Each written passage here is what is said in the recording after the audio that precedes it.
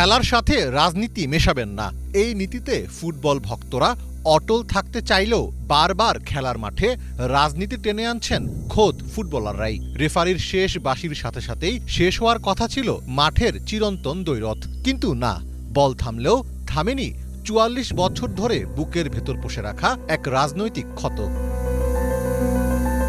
আটলান্টায় ইংল্যান্ডকে নাটকীয়ভাবে ২-১ গোলে হারিয়ে বিশ্বকাপের ফাইনালে ওঠার আনন্দের মধ্যেই নতুন বিতর্কে জড়িয়ে পড়েছে আর্জেন্টিনা। আলবিসেলেস্তারা আবারও জানালো ফকল্যান্ড যুদ্ধ ভোলেনি তারা। ম্যাচ শেষে আর্জেন্টাইন খেলোয়াড়রা ব্যানার প্রদর্শন করেন, যেখানে লেখা ছিল লাল মালভিনাস সন আর্জেন্টিনাস, যার অর্থ ফকল্যান্ড আর্জেন্টিনার। ফিফার আচরণবিধি অনুযায়ী স্টেডিয়ামে রাজনৈতিক প্রচারণা নিষিদ্ধ, ফলে রাজনৈতিক বার্তা বহনকারী এই ব্যানার প্রদর্শনকে ফিফার শৃঙ্খলা বিধির লঙ্ঘন হিসেবে দেখা হচ্ছে, যা মেসিদের শাস্তির মুখে ফেলতে পারে। কিন্তু শাস্তিযোগ্য অপরাধ জেনেও কেন এমন আচরণ করলেন ফুটবলাররা? ফকল্যান্ড নিয়ে এত বিতর্কের কারণই বা কি? ফকল্যান্ড দ্বীপপুঞ্জের সার্বভৌমত্ব নিয়ে আর্জেন্টিনা ও যুক্তরাজ্যের বিরোধ বহু পুরনো। ১৮১৬ সালে স্পেনের কাছ থেকে স্বাধীনতা লাভের পর তারা উত্তরাধিকার সূত্রে এই দ্বীপের মালিকানা পায়। ১৮৩৩ সালে দ্বীপগুলোর নিয়ন্ত্রণ ব্রিটেনের হাতে চলে গেলেও আর্জেন্টিনা দীর্ঘদিন ধরে সেগুলোর মালিকানা দাবি করে আসছে। এই দ্বন্দ্বের জেরে ১৯৮২ সালে আর্জেন্টিনার তৎকালীন সামরিক জান্তা দ্বীপটি দখলে নিতে আক্রমণ চালায়।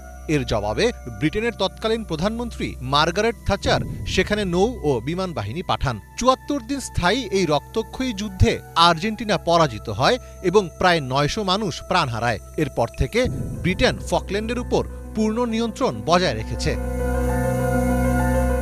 এই যুদ্ধের মাত্র ৪ বছর পরই ৮৬ ফুটবল বিশ্বকাপে মুখোমুখি হয় ইংল্যান্ড ও আর্জেন্টিনা। সেবারই ম্যারাডোনার বিখ্যাত হ্যান্ড অফ গড এবং শতাব্দীর সেরা গোলের সাক্ষী হয় বিশ্ববাসী, যা এই দ্বৈরথকে ফুটবল ইতিহাসের অন্যতম সেরা রাজনৈতিক ও মনস্তাত্ত্বিক লড়াইয়ে পরিণত করে।